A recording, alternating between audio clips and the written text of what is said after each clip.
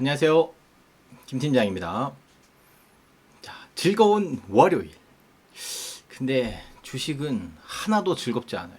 이거 어떻게 해야 되나? 이거 원래 지금까지 한국의 그런 코리아 디스카운트라고 해서 ESG, 그러니까 기업 경영에 대한 경영자들에 대한 리스크, 오너 리스크, 그리고 지분 관계, 그리고 그 투자자에 대한 그런 투자금 환원 정책, 자사주를 소각한다거나 배당을 좀 늘린다거나 뭐 이런 문제들에 대해서 한국이 디스카운트다. 이게 무슨 이제 실제 기업의 평가보다 저평가를 받고 있다. 그래서 ESG 경영을 통해서 주주 환원 정책을 더 활성화하게 하고 그렇게 함으로써 주가를 또 올리고 뭐 이렇게 하자라고 했었는데 이건 뭐 뜬금없이 러시아하고 우크라이나 그리고 나토, 미국 이런 대외적인 그런 외교 관련된 것 그런 것들 때문에 전 지구가 그 위기 의식에 빠져가지고 주가가 하락하고 있습니다. 지금 이 순간에도 하락하고 있어요. 저는 지금 2월 14일 날 저녁 10시가 좀 넘어간 시간에 촬영을 하고 있는데요. 낮에 일할 때도 막 불안불안한 거예요. 금요일에도 주가가 많이 떨어졌었잖아요. 그래서 한국 주가가 과연 이렇게 미국처럼 떨어질까? 예전에 미국 주가가 많이 떨어졌을 때에도 한국 주가가 이렇게 떨어지지 않은 적도 있거든요. 그러니까 뭐 매번 똑같은 방향으로 주가가 흘러가진 않지만 그래도 우리는 그 전쟁과는 그렇게 크게 영향이 없는 되게 멀리 있는 유럽 쪽에서 일어난 일이니까 한국 주가는 그래도 좀 버텨주지 않을까라고 솔직히 요만큼 좀 제가 생각을 했었는데 여전히 미국보다 나스닥보다 훨씬 더 많이 코스닥이 떨어졌거든요. 그래서 저는 이제 제가 보유하고 있는 종목들은 조금 가치주 위주예요. 그래서 좀 그러니까 시가총액이 크고 기업 규모가 큰 그런 기업들 위주로 투자를 했기 때문에 그나마 조금 방어를 했다라고 생각이 돼요. 근데 코스닥 위주로 성장주 위주로 투자를 하셨고 작년 1월 달 정도에 투자를 시작하셨던 분들이라고 하면 21년 내내 주가가 하락했는데 이제 22년 돼서 조금 상승할까라고 생각해서 뭐 좀 기대를 하셨다면 지금 이제 지하실 밑에 지하철이 다니고 있잖아요. 네, 그런 지하철을 보고 있는 게 아닌가. 이게 그 전 저점이 일주일, 2주일 전에 이제 저점이어서 조금 상승한다라고 생각했는데 이 꼬꾸라지니까 오히려 더 이게 투자하는 의욕을 좀 떨어뜨리는 거 아닌가. 코스닥하고 코스피가 1.5% 이상 하락을 했는데 저는 한 주 동안에 그 등락률이 하루 동안에 그 월요일 하루 동안에 자산의 등락률이 0.88% 정도거든요. 그러니까 1%가 안 되는 정도의 하락을 했어요. 그래서 왜 저는 그 지수보다 적게 하락을 했느냐? 물론 지수를 이겨내고 역으로 상승하면 좋겠지만 그 정도라고 하면 엄청 전문가분들이 하는 거고 저는 이제 투자를 한 5년 정도, 5년 이상 좀 됐는데, 저 나름대로 하락장에서 손실을 좀 최소화하는 방법을 이번 영상에서 말씀을 드리려고 합니다.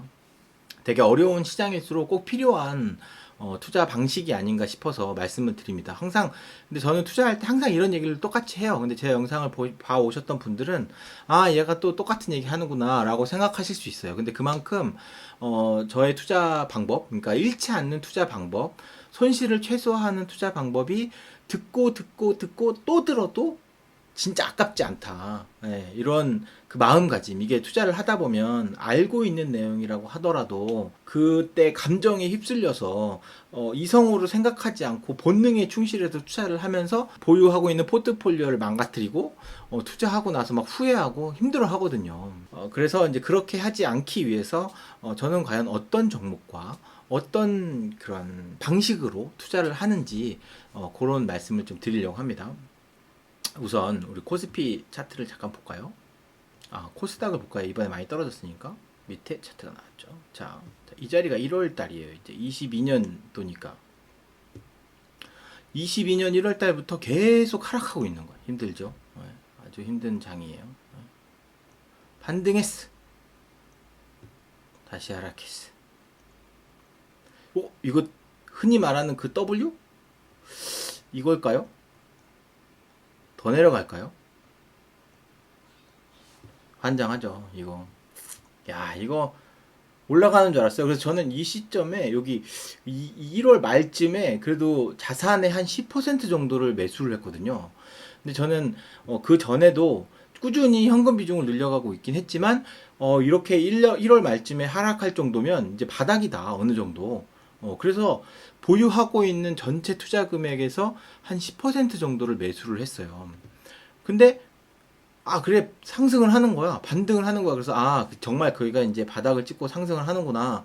라고 생각했는데, 여지없이, 다시 쌍바닥을 이루고 있습니다. 이게, 저는 쌍바닥을 이루고자 하는 얘기를 하는 게 아니라, 어, 어차피 제가 항상 이야기하듯이, 미래는 몰라요. 미래는 알 수가 없고 앞으로 어떻게 방향을 갈 수 있는지 몰라요. 뭔가 여기서 차트 안에서 그런 방식을 찾고 어느 지점이 뭐 지금 여기가 W 딱 올라간다. 이거 시간이 지나고 나서야 알 수 있는 거고 현재 차트상에서 미래를 알아볼 수 있는 건 없어요. 그래서 미래를 모르니까 어떠한 가정을 두는 거죠. 전쟁이 났을 때, 뭐 러시아가 우크라이나를 침공했을 때 아니면 미국이 금리를 올렸을 때 과연 어떻게 됐을까라고 가정을 세우고 그 가정에 대한 대응을 할 뿐이죠. 근데 저는 그런 가정조차 세우지 않고 그냥 무대응이고 매수하고 매도하고 있는 것에 대한 규칙만 세우는데 문제는 내가 언제가 이 바닥인지를 알 수가 없다는 거야. 이게 바닥인지 이 밑에 바닥인지를 전혀 모른다는 거죠. 그걸 모르니까 아까 말씀드렸잖아요. 요 지점에서 전체 투자 금액의 10%를 샀어요. 그리고 전체 투자 금액의 10% 보유 현금의 한 20에서 25% 정도를 산 거예요. 그럼 내가 현금을 보유하고 있는 것 중에 75% 정도가 남아 있잖아요. 그럼 이게 여기서 더 떨어지면 나중에 요 아래에서 더 사는 거죠. 예. 근데 그 아래가 언제인지 언제 매수하게 될지는 그건 그때가 돼봐야 하는 거예요. 하락률이 높을 때 만약에 이 다음에 바로 하락해서 그 다음 저점을 찾아갔다고 해서 바로 사는 게 아니에요. 더 떨어졌을 때까지 좀 기다렸다가 더 사고 이렇게 간다는 거죠. 한 번에 그래서 내가 그 다음 바닥이 언제인지 모르니까 한 번에 많이 사면 안 되는 거예요. 그러니까 내가 정확하게 저점이 어디고 정확하게 고점이 어딘지를 모르니까 제가 그래서 항상 분할 매수를 하라고 하거든요. 분할 매매를 하라고 하죠. 분할 매매를 한다는 거는 분할해서 매매를 한다는 거예요. 항상 언제든지 이 매수하고 매도하는 시점을 끊임없이 나눠야 돼요. 근데 죽을 때라고 하는 영원히 매수할 수는 없잖아요. 왜냐면 내가 수입이 영원히 있는 것은 아니니까. 근데 월급을 받으시는 분들은 영원히 매수를 하시면 됩니다. 그 월급 받은 것에 일정 부분의 비용을 매도를 전혀 하지 말고 매수를 계속 하는 거예요. 근데 나는 일정한 투자금을 정해놓고 투자를 한다. 그러면 매수할 수 있는 기준도 있어야 되고 매도할 수 있는 기준도 있어야 되겠죠. 그러면 내가 이제 여러 종목을 들고 있으니까 여러 종목 중에 조금 상승하는 것은 매도를 하는 거죠. 그래서 지금 요 하단 시점에서 매수를 했다면 여기 상단 시점에서는 중간에 조금 올라가는 지점에서는 내가 매도할 수 있는 용기가 있어야 되는 거예요. 전량을 다 매도를 하지 않더라도 그러니까 하락했을 때 대비 상승했을 때가 그 보유 비중이 올라가잖아요. 상승을 했으니까 평가금의 기준으로 보유 비중이 올라가게 되니까 보유 비중이 좀 상승하게 된 것은 매도하는 거죠. 그리고 보유 비중이 상승하고 수익이 나는 것에 대해서는 매도를 해야 되는 거예요. 왜냐면 매도를 해야 차익 실현을 하게 되고 그 매도한 원금이 나의 현금으로 가져가고 그 현금을 다시 매수할 수 있는 재투자, 이게 리밸런싱이라고 하거든요. 항상 리밸런싱을 꾸준히 돌려가면서 해야 되는 거죠. 하락장에서도 리밸런싱을 해야 돼요. 그러니까 내가 그러니까 1월 말쯤에 샀다고 해서 산 다음에 2월 초쯤에 됐을 때 상승을 했어. 근데 내가 갖고 있는 종목은 마이너스야. 그렇지만 매도를 해야 되는 거예요. 어느 정도. 그러니까 더 올라갈 수도 있었겠죠. 더 올라갈 수도 있었겠지만 그걸 내가 모르니까 일정 부분 상승한 것에 대해서는 매도를 해야 된다. 이게 어른들이 얘기하는, 그러니까 전문가분들이 얘기하는 리밸런싱이 이런 거다. 리밸런싱을 할 줄 알아야 되는데, 보통은, 중간에 조금 상승을 하더라도 리밸런싱을 못 하더라고요. 그러니까 뭐라고요? 마이너스이긴 하지만 매도를 해야 될 경우도 있단 말이죠. 그거를 할 줄 알아야 되는데, 그게 규칙에 의해서 해야 된다는 거예요. 내가 일정 부분 상승하게 되면 매도를 한다. 그러니까 코스닥이 상승했으니까 매도한다가 아니라 내가 보유하고 있던 종목이 하락했다가 하락했을 때 매수를 했다가 상승을 해서 보유 비중이 높아지면 매도를 하는 전략을 써야 되는데, 근데 이게 저도 이런 말은 쉽게 하지만 이거를 실제로 하기에는 되게 어려워요. 이게 본인의 그런 심리 스타일이 그때가 되면 마이너스 뭐 1%, 마이너스 3% 요때 있으면 조금 더 있으면 상승할 것 같은데 라고 하거든요. 그래서 분할 매매를 해야 된다는 거죠. 보유 비중의 10%만 매도를 한다. 보유 비중의 20%만 매도를 한다. 이런 규칙을 정해서 매도를 하시면 내가 조금 차익 실현을 하더라도 상승하게 되면 나머지 80%가 수익이 계속 나니까 괜찮고, 하락하게 되면 내가 20% 정도를 매도했으니까 다시 매수할 수 있는 여유 자금이 생길 수가 있고, 요렇게 꾸준히 보유하면서 매매를 지속적으로 해나가는 매매를 한다면 수익이 조금 더 낫지 않나 라고 생각합니다. 너무 많은 금액에 대한 그런 수익을 노리지 않고 꾸준한 수익을 노려야 된다는 거죠. 한 번에 뭐 2배, 3배 뭐 이렇게 원하는 게 아니라 찔끔찔끔 수익을 내는 거죠. 근데 이 찔끔찔끔이 누적이 되면 바위도 깨트릴 수 있는 물이 될 수 있는 거예요. 빗물이 될 수 있는 거예요. 네, 이렇게 일단 분할 매매를 통해서, 그리고 내가 일정 비율 매매를 통해서 보유하고 있는 금액 중에 일부분을 매매하는 방식으로 투자를 한다면 손실을 조금 줄이고 수익을 꾸준히 가져갈 수 있다. 이 방법은 수익을 엄청 많이 가져가는 게 아니라 꾸준히 가져갈 수 있다. 1%씩 하루에 1%씩 수익만 가져간다면 1년이면 200%가 넘어갈 거 아니에요. 근데 보통 뭐 그렇게 올라갈 수는 없는데 하여튼 꾸준히 수익을 가져갈 수 있게끔 매매를 하려면 비율을 조절하면서 분할 매매를 해야 된다. 그리고 저는 투자를 할 때 인버스에도 투자를 해요. 그러니까 보유 투자 금액이 만약에 100이라면 그 중에 한 10 정도는 인버스에 투자를 합니다. 물론 저는 대세적으로 우상향한다는 것을 믿긴 하지만 우상향하지 않을 때가 있거든요. 그때 약간 해지나 거꾸로 된 수익, 예, 역발상 수익이 날 수 있게끔 잠깐이라도 그렇지만 지금까지는 대부분 다 꾸준히 상승을 해왔던 장이기 때문에 인버스가 엄청 마이너스가 심해요. 예, 마이너스가 심해서 하락하는 장은 매수한다는 기점으로 보유 비중도 적지 않아요. 많아요. 예, 그렇기 때문에 많이 보유하고 싶진 않지만 비중이 좀 높고, 비중이 높은 상태에서 단기간 상승하게 되면, 그러니까 거꾸로 주가가 하락하게 되면 인버스가 단기간 상승하게 되잖아요. 그럼 또 아까 말씀드린 것처럼 마이너스 뭐 10%가 되더라도 단기 상승하는 시점에는 매도를 합니다. 왜냐하면 투자 비중이 높고 보유 비중도 높고 이렇게 되니까 매도하게 되는 기준에 들어가서 매도를 하게 되는 거죠. 그러한 걸 수치로 다 기록을 하고 그걸 계산을 해서 매매를 하고 있습니다. 투자를 하기가 되게 어려워요. 그리고 러시아하고 우크라이나하고 싸운다는 얘기가 벌써 4개월 전부터 났는데 지금까지 뭔가 결판이 나지 않고 자기들끼리 다투고 막 이렇게 하고 있어요.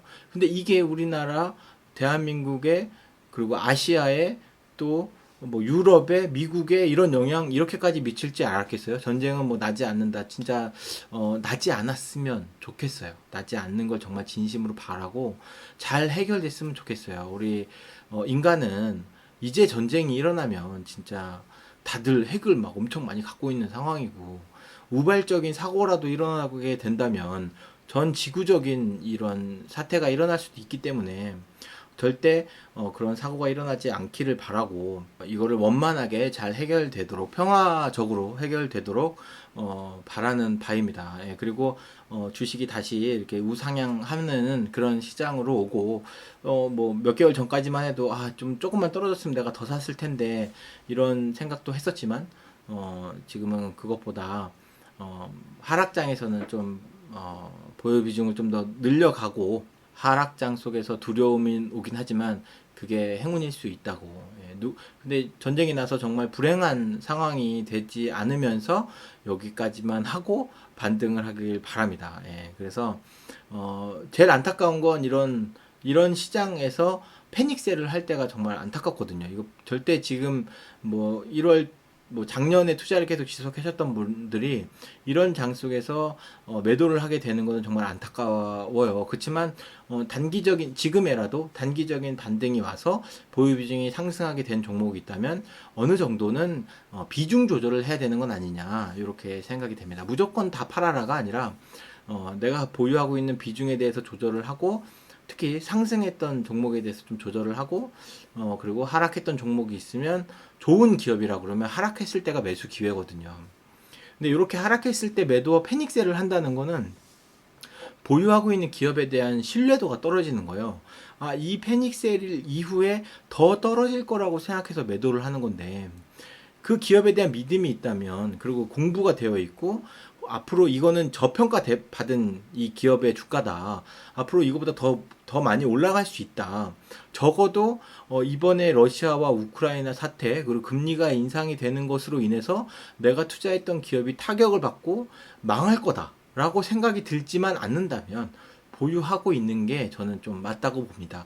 그렇지만 앞에 그 투자 상황과 같이 단기적인 반등이 되는 시점이 있거든요. 그래서 근데 더 갈 수도 있고 지금처럼 다시 꼬꾸라질 수도 있잖아요. 그러니까 단기적인 반등이 와서 저점에서 매수했던 금액이 좀 상승했다라고 봤을 때는 조금 비중을 조절하면서 매도하는 것. 예. 이게 지났을 때 하락했을 때 매수를 했어야 그랬어야 단기 반등할 때 매도를 하거든요. 근데 이게 분할 매수를 하지 않으면 단기 반등할 때 매도를 할 수가 없어요. 왜냐면 한참 올랐을 때 샀던 금액이 저점을 찍고 살짝 반등했다고 해서 팔 수 있는 건 아니잖아요. 근데 분할 매매를 하다 보면 저점에 매수하게 됐고 저점에 만약에 10주를 매수했다 그러면 반등했을 때 10주는 팔 수 있잖아요. 왜냐면 내가 아주 바닥에서 10주를 샀었으니까. 이것도 꾸준히 10주를 샀던 사람이 그걸 할 수 있는 거죠. 단기 반등할 때 매도를 할 수가 있어야 손실을 최소화할 수 있다. 저도 지난주에 반등했던 게 있으니까 이번 주에 지난주부터 이번 주까지 매도하는 수량이 조금 늘어났더라고요. 그래서 매도를 꾸준히 하고 있고, 그러니까 많지는 않지만 그걸로 비중을 조절하라는 거예요. 보유 비중이 많고 단기적으로 상승했던 종목이 있다면 그걸 이제 부분적으로 매도해서 차익 실현을 할 수 있게끔 투자를 하신다면 손실을 조금 줄이고 매도를 했던 금액으로 다음번 하락 때 다시 추가적으로 매수할 수 있으니까 그래서 좋은 투자 방법이라고 생각해서 저는 이렇게 꾸준히 하고 있고 물론 이런 방법이 꾸준히 상승하는 장에서는 오히려 수익률이 많지가 않아요. 그 상승하는 것에 비해서는 많지 않지만 그래도 이런 하락장에 저는 개인 투자자는 잃지 않는 투자를 해야 된다고 생각하거든요. 많은 수익을 얻는 것도 중요하긴 하지만 우선 잃지 않아야 돼요. 잃지 않는 투자를 하면서 시장 안에서 경험을 쌓아가고 아 이런 시점에서 상승을 하는구나. 다음번에 조금 더 버텼다가 팔아볼까? 아니면은 매도할 수 있는 기준을 조금 더 타이트하게 잡아볼까? 이렇게 투자를 할 수가 있거든요. 이런 방식으로 투자를 하신다면 손실을 최소한 줄일 수 있게. 왜냐면 제가 지금 그렇게 투자를 하고 있으니까 이건 하고 있으니까 말씀을 드리는 거예요. 예, 저는 매주 금요일 날 종가 기준으로 매매했던 종목과 그런 매매 단가 그리고 수익률 이런 것들을 공개하고 있으니까 지금까지 올라가 있는 영상들을 꾸준히 봐주셨으면 좋겠습니다. 그리고 오늘 말씀드린 분할 매매하고 인버스 쪽에 투자를 부분적으로 하고 있는 것 그런 것에 대해서 손실을 최소화하는 투자 방법에 대해서 말씀을 드렸습니다. 다소 좀 같은 말이라고 하더라도 한번 해보세요. 적은 금액으로 해보시고 나서 이런 방법으로 투자를 하면 두 종류를 해볼 수 있잖아요. A타입, B타입 투자를 각자 따로따로 해보고 시장이 끝나고 나서 시간이 지나고 나서 수익률을 이제 더해보면 되게 등락이 되게 심한 그런 방법과 이렇게 꾸준히 안정적인 방법을 보면 내가 투자를 하면서 적어도 스트레스를 받으면 안 되잖아요. 투자를 하면서 막 신경 쓰고 이렇게 꾸준히 막 수익률은 높지만 등락이 막 많이 오가면 계속 거기다 신경을 쏟는단 말이야. 근데 적어도 잃지 않고 안정적으로 수익이 간다라고 하면 마음 편안하게 더 큰 돈을 더 많은 돈을 그리고 많은 종목을 투자할 수 있거든요. 그래서 불안하게 투자하는 것보다 불안하게 투자한다고 무조건 또 높은 수익률만 또 나는 것도 아니에요. 왜냐면 심리가 되게 많이 차지하니까 하락했을 때 막 매도하고 싶고 상승했을 때 매수하고 싶고 막 그렇거든요. 근데 안정적으로 꾸준히 우상향하는 투자를 하신다면 조금 더 마음 편하게 하실 수 있다. 그래서 이런 방법을 말씀을 드립니다. 투자하시는데 도움이 되셨으면 좋겠고, 제가 투자한 소리라고는 하지만 이렇게 영상을 보시면서 저의 투자 방법과 잃지 않는 투자를 꾸준히 하기를 바라는 마음으로 영상을 만드니까 많은 시청 부탁드리고 보시고 나서 좋아요와 구독도 부탁드리겠습니다. 그럼 저는 이번 영상은 여기까지 마치겠습니다. 감사합니다.